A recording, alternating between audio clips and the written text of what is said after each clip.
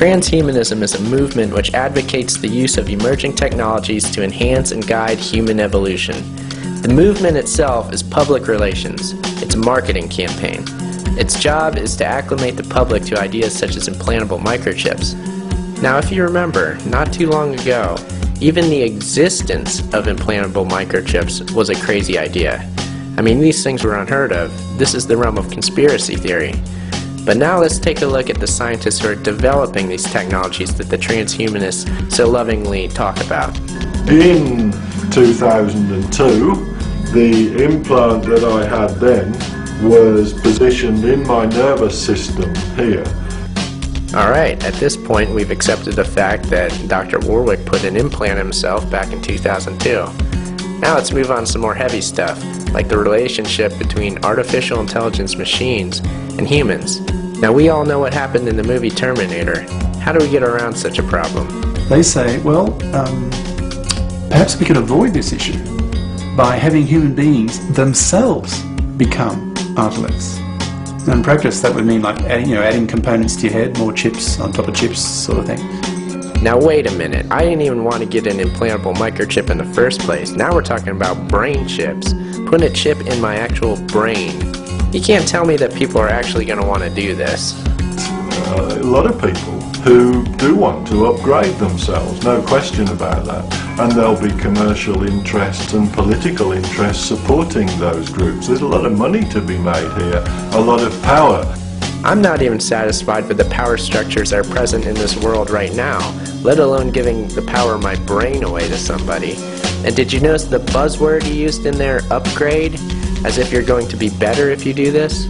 I mean, imagine you're a Terran and your next door neighbour starts going cyborgy, right? Starts adding components, and then suddenly the person next door is capable of learning a human language in just like, in seconds. And this, of course, is the old marketing trick of snob appeal. But this time, your neighbor hasn't bought a new riding mower. He's added a brain chip to his head which allows him to think in ways that you can't even imagine. He's become a super intelligent cyborg. At this point, transhumanism tries to sell you on the concept of abandoning humanity altogether. They want you to become what is known as a posthuman. Otherwise, you're not going to be able to keep up in the new society. But I think when implants become more acceptable, as they are becoming bit by bit, so such people, the humanists that want to stay human, the Terrans maybe, as Hugo would call them, I can't see them ultimately having much power, because at the end of the day, their intellectual capabilities will be so inferior to cyborgs, those that have implants and upgrades, that the cyborgs will be able to outthink the subspecies that still are human. Ah, so humans are a subspecies now. Can anybody see where this is going? Perhaps you remember Adolf Hitler and his concept of the Übermensch, or the Superman. These guys have a serious God complex. They are sick individuals. But you are even sicker if you choose to follow them.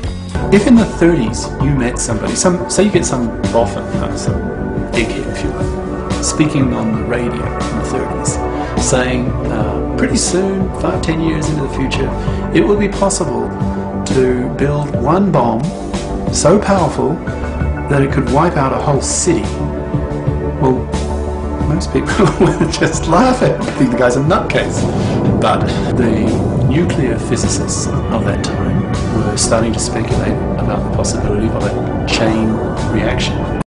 Of course, all the simple-minded naysayers didn't even believe that it could be possible. But those brilliant scientists proved by the sheer power of the will that it could be done. And now, of course, we're being forced into the next step of this scientific evolutionary process, which ends up with a clash between Terrans, aka humans, and cyborgs / AI intelligence machines. They're not just prepared to see like millions of people die, like in a conventional type war. They're prepared to risk the whole species dies out, billions of people. So that the Terrans can easily justify their actions, when push really comes to shove, as I see it, to just wipe them out. So, as you can see, Dr. Degaris isn't too concerned with the complete destruction of humanity. In fact, he seems quite pleased with the idea. And who am I to question his opinion anyway? After all, he is an expert, and we're supposed to listen to experts. Let's hear more of his brilliant ideas and concepts.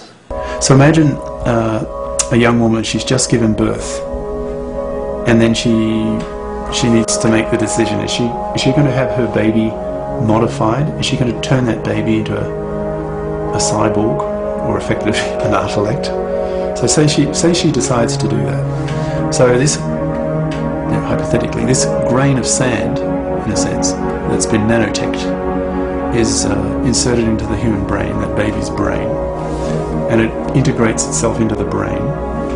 So that baby, in effect, is no longer human. So that woman, in a sense, has killed her baby.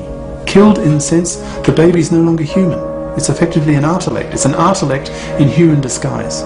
Okay, first hydrogen bombs and now killing babies. This is the kind of expert I should be listening to.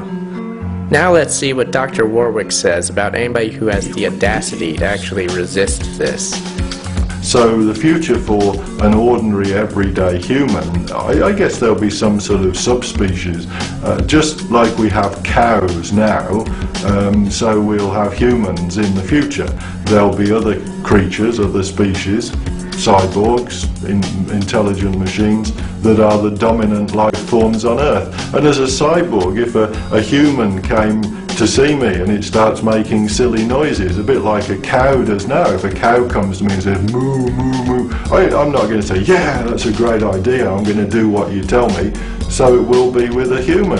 They'll come in and start making these silly noises that we call speech and human language and so on. And these trivial noises, I'm not going to do those silly things. Why should I? This creature's absolutely stupid in comparison to me. And there you have the transhumanist sales pitch, brought to you, of course, by the experts. And if you didn't know, transhumanism is just the new face of eugenics, which you should look into. All this talk about super intelligence and how great it's going to be a cyborg is simply bait. This is an advertisement. Don't believe it for 1 second. This time, your brain is the product, and how can you possibly put a price on that? The fact of the matter is, you don't get to program the brain chip, so how do you know what it does? The general public hasn't been made aware of the transhumanist movement yet, but it's my contention that the mass marketing of this movement will happen in the near future. Consider this video a forewarning.